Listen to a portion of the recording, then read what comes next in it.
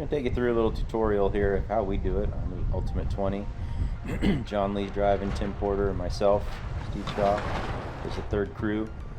Going to basically approach the weather mark here, standard tack. That's the way we do it. Third crew goes around the trimmer, just kind of is easier than having to cross the cabin top when it's breezy.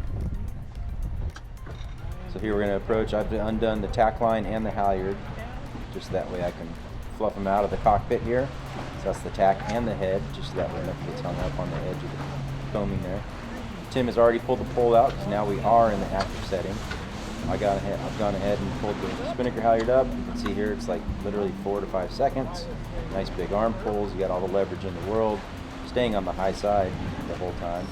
We did get caught behind the spreaders here. Tim looked up, noticed it quickly, and pulled the main end off of the spreader tip so that the kite would fill, which is good. He's finishing the tack line adjustment.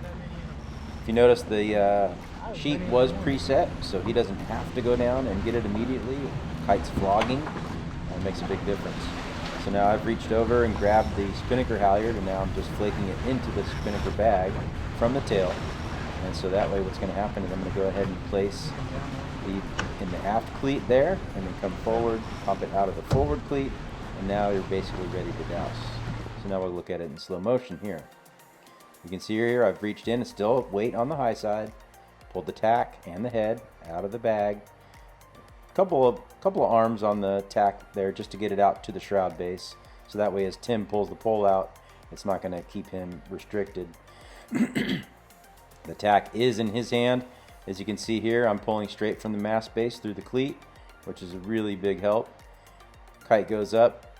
Tim hesitates slightly just to make sure that the head is getting past the spreader. It did happen to hang up this time, but it's going to happen every once in a while. You just have to adjust accordingly. He then goes down and grabs the sheet. I've already grabbed the furler, but you can see the jib sheet's hung up a little bit, so it just took a couple to go pulls. So here now you can see Tim's overhauling the green sheet, or the starboard spinnaker sheet, while I tail the spinnaker halyard into the bag.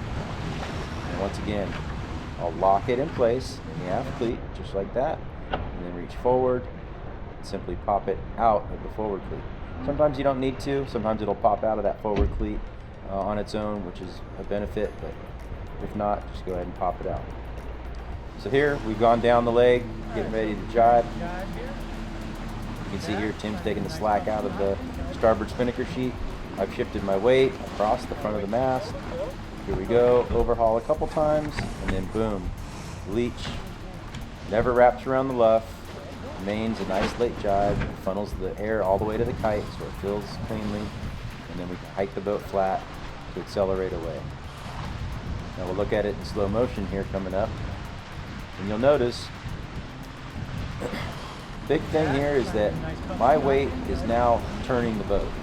So you can see here my weight's over on the right side of the boat. Tim's weight was over there. He has to step into the cockpit, but he does put his right foot on the tank, which helps his weight shift. And then here, look at that red leech tape on the spinnaker. It never once wrapped around the blue luff tape, which allowed it to set nice and cleanly. Shift my weight across. Tim gets a nice pump on the kite as we're flattening and accelerating, and they're headed down the race course.